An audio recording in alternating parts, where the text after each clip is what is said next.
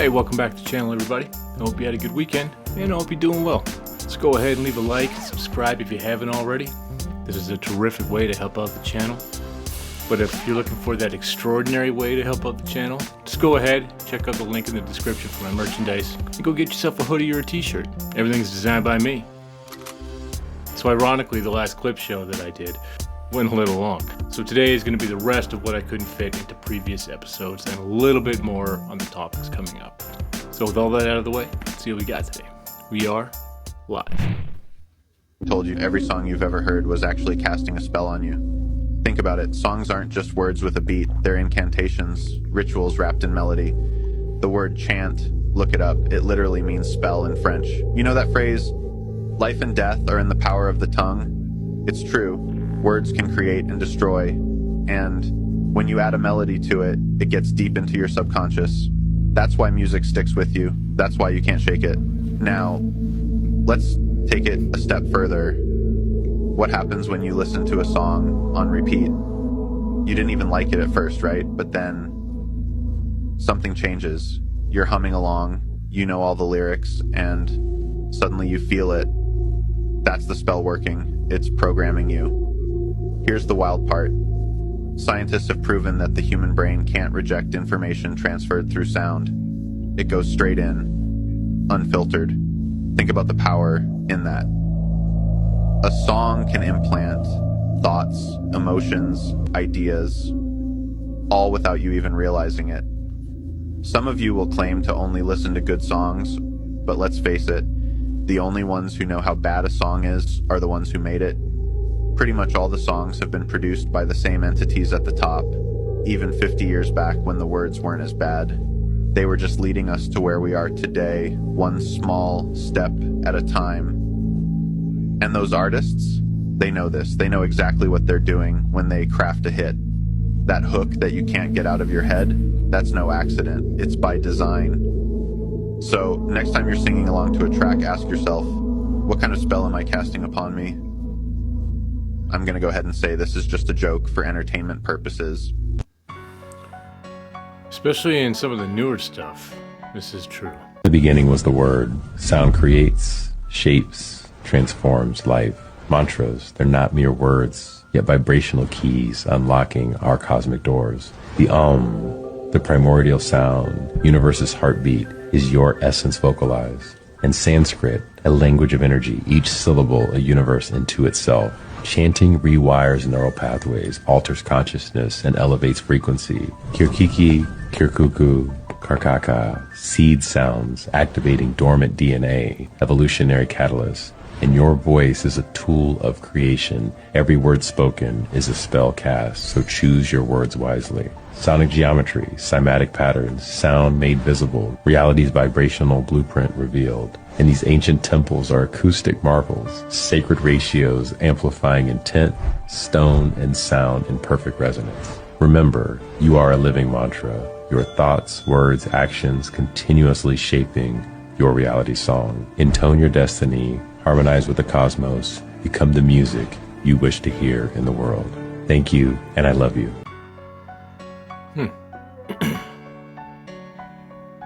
Churches and cathedrals were never built for religion and places of worship, and I'm going to show you exactly what these were built for. Now, churches and cathedrals display cymatic patterns in their windows, and cymatics are patterns made by frequency and sound. These windows display high vibrational healing frequencies, and some chapels even have songs encoded into their architecture. Now, this is what cathedrals look like on the inside. Clearly, this is not set up and designed for people to all be sitting and listening to someone all the way at the front. They were designed for people to lay down and listen to the healing frequencies from the instruments in these cathedrals. Now, our ancestors knew exactly how powerful frequencies are, and the oracle chamber is a perfect example of this. This is an underground chamber in Malta that pitches sound at 111 hertz, and 111 hertz frequency has been proven to kill cancer cells. Now, these cathedrals were also designed to generate their own free energy and convert it into electricity. This is why the word cathode is in cathedral. A cathode is a type of electrode through which electrons move. Now, this information has been intentionally hidden from us from our predecessors. However, we are in a time of awakening. The public consciousness is shifting and this information is coming to light. And this will definitely be a part of our free new world. Peace and love. Yeah, this is very interesting stuff. We'll get into this one a little bit more in the coming weeks. This is what they don't tell you. In North America, giants were always real, and they can't hide it anymore. In Native American legends and old reports, there are many stories of giant beings, saying, "The giants walked the earth long before us." So who were these giants and where did they come from? This is where things get really intriguing. Ancient peoples known as the mound builders lived across North America thousands of years ago. They created massive earthworks and burial mounds that still puzzle archaeologists today. Some of these mounds are said to contain the remains of these giants. Reports from the 1800s and early 1900s describe the discovery of enormous skeletons buried in these mounds. Some were said to be over 10 feet tall, with advanced tools and artifacts buried alongside them. But once these skeletons were unearthed, they were quickly hidden away. Many believe the true story was buried to protect conventional historical narratives. Think about it. Why do giant skeletons rarely make headlines? Why are they brushed off as hoaxes or myths? Could it be that revealing their existence would change everything we know about history? So next time you hear about giants in myths, ask yourself, could they have been real? And what else might be hidden in our history? Yeah, we're going to be getting into giants a lot more coming up. If I showed you this picture, what would you think? Would you imagine a primitive society with thatched roofs and thatched buildings and dirt roads and horses and donkeys? Or would you imagine this? Would you imagine grand archways and domes and concrete buildings much bigger than anyone could ever use for their so-called intended purposes? We see asylums and we see grand post offices and town halls in a place where in the 1800s we would imagine it shouldn't exist. In fact, in the 1800s we are told the people were just beginning. They were just starting to build this realm of ours. And yet, we see these vestiges of our realm all throughout. And of course, in Ceylon, now Sri Lanka, that is ever apparent. But we go on to see history is not so kind. In Ceylon, now Sri Lanka, has fallen into slums and desolation. What happened to this once great city? The same thing that they want to happen to every other city. History will never tell you is we've had and still have free energy. These are the remnants of our hidden technological past. We can see previous civilizations were far more advanced beyond anything we'd imagined, let alone anything we've been told. And they hide this because they want to hide the Yugas, the Golden Age. All these temples and buildings of the old world were built with a purpose. No element of antiquity was just random decoration. Everything served a specific function. They were harnessing kinetic energy and converting it into electrical power, and harnessing the ether above. I mean, the sole existence, let alone construction of these structures, is beyond comprehension, with undeviating geometric symmetry. You mean to tell me they built this with hammer and chisels? It's time we understand the historical narratives we've been fed are not designed for us. It's for them. Just about everything we've been taught about the past is utter bullshit. And the buildings and structures that remain are a testament to that. 100%. If you still believe that hammer and chisel narrative now, come on. This has been hidden for centuries. The Eiffel Tower's real purpose is extremely different to what you've been told. Most people believe it is just a symbol of Parisian culture and the industrial age, but there is far more. Its secrets could have revolutionized the world. The Eiffel Tower was completed in 1889 for the World's Fair. It was designed as a temporary exhibit showcasing modern engineering. But here is where it gets interesting.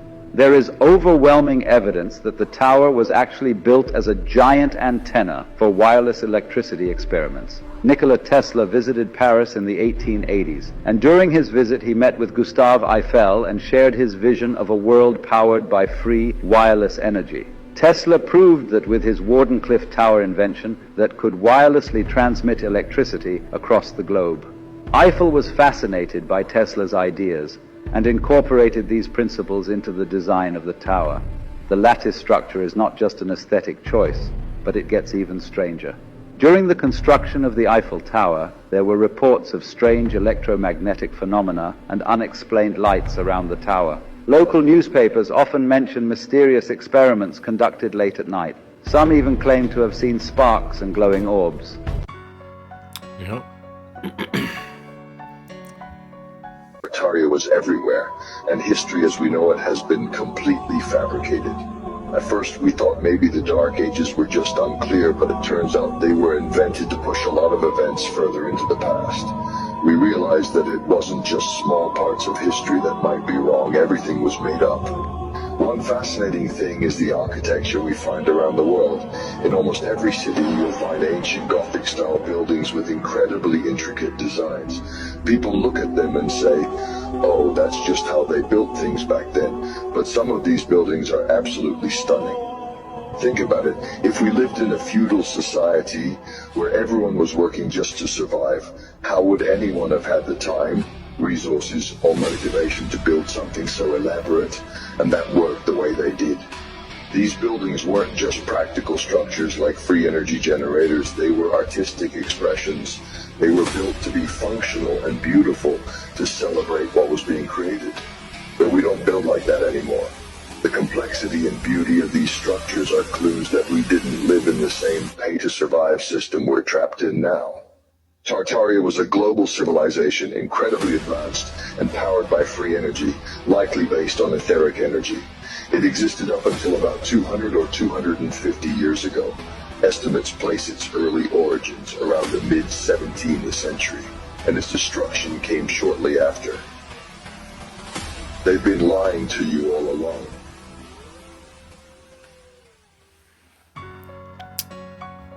Essentially, this is what I believe. Electric power is everywhere present in unlimited quantities. It can drive the world's machinery without the need of coal, oil, gas, or any other fuel.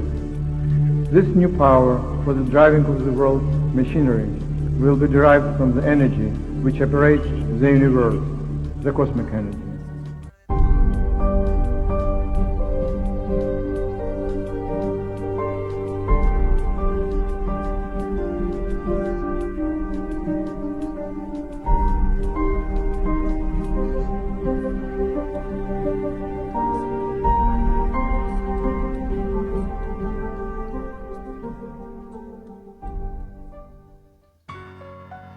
Just a little more on the ether. They've been hiding this from us. Have you ever wondered why many ancient civilizations are shaped extremely similar to the motherboard of a computer? And why so many old cities and places mysteriously burned down in fires? This is because the world before us was full of advanced technologies far more powerful than anything we have today. The ancient civilizations were created in a specific manner to farm energy from the atmosphere to power their society. These ancient civilizations had extremely esoteric information about the Earth. This information was passed down and evolved into the Tartarian Empire. They had advanced architecture that was able to harness the atmospheric energy for each building. This made energy practically free for everyone. When the elites across the world discovered how they could control countries by limiting their energy supply, they waged war on Tartarian technology and destroyed and burned it all. They began selling oil to countries so they could completely control them. They did everything in their power to erase true history and keep us in the dark. Our history is so much different than we have been taught, and we are so much more powerful than they allow us to know. It's a dark history. If it's true, it's kind of seems like that could be the case. So this is a great one, and I always talk about the school system because who owns it? Bankers. Check this. Peabody Educational Fund, 1865. That's actually J.P. Morgan. And look at Southern Educational Fund, 1899, controlling the South. Then you move to George Foster Peabody. He gets connected and goes to John D. Rockefeller. Board of Southern Education Fund, $1 million. Then he creates the board in 1905, owns all the schools, and then absorbed into the General Education Board in 1960s, the foundation.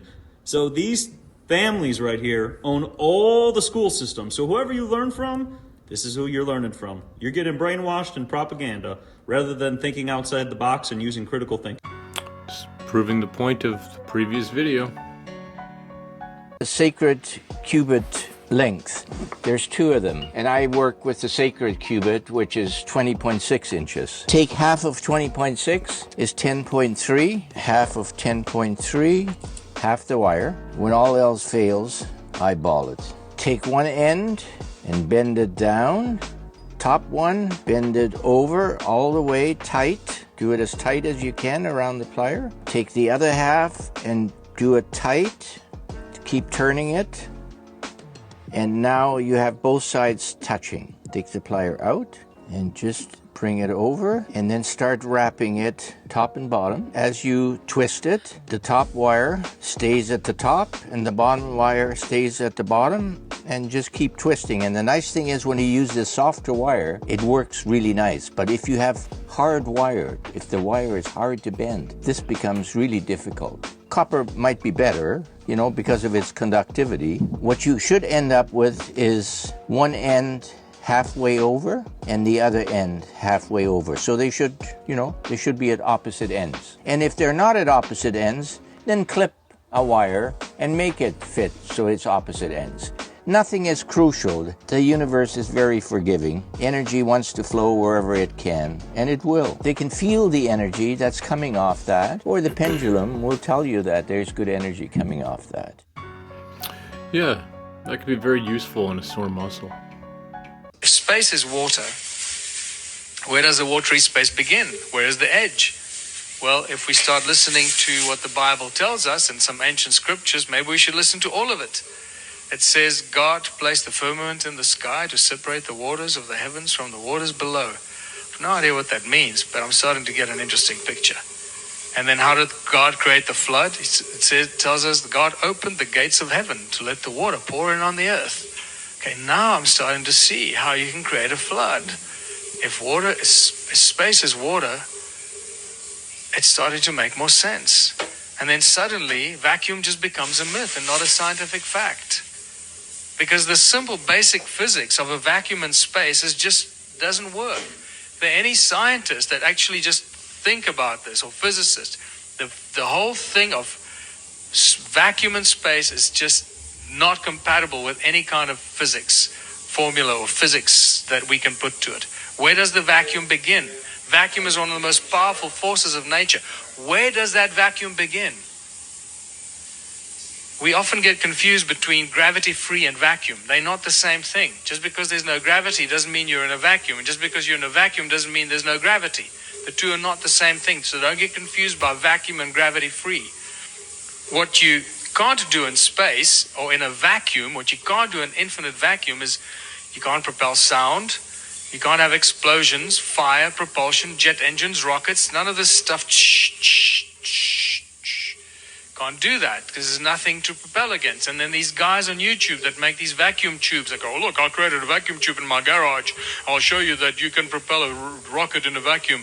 I go, really? You've lost your brain. You're comparing a fishbowl in your garage to the infinite vacuum of space?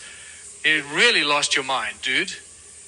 And then you start watching like SpaceX sending a rocket up into space, and the very well-trained presenter that's got all the buzzwords. She knows all the lingo and all the buzzwords. And at one stage I was watching and she says, and the rocket is about to enter the vacuum of space. Really?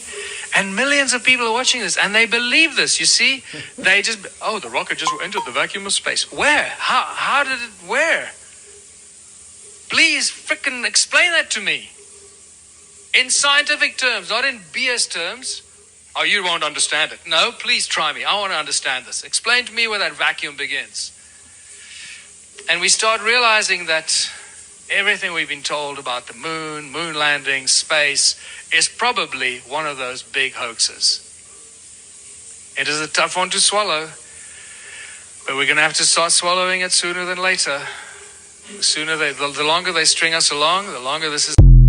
Yeah, the longer we drag this out, right? He makes a great point. I wondered this myself. If you were the devil, how would you keep people as far away from God as possible without them realizing it?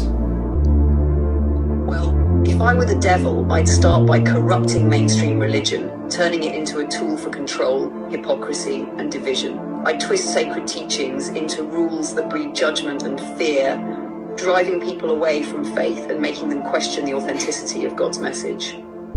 I'd divide believers against one another, creating conflict within their own community so they'd focus on fighting each other rather than seeking unity or truth.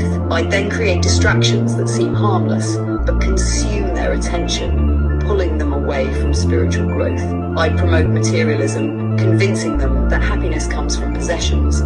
I'd encourage a culture of busyness, leaving little time for reflection or connection with the divine. And finally, I'd ensure that doubt and fear overshadow faith and love so they become too disillusioned to ever seek a higher power. Wow.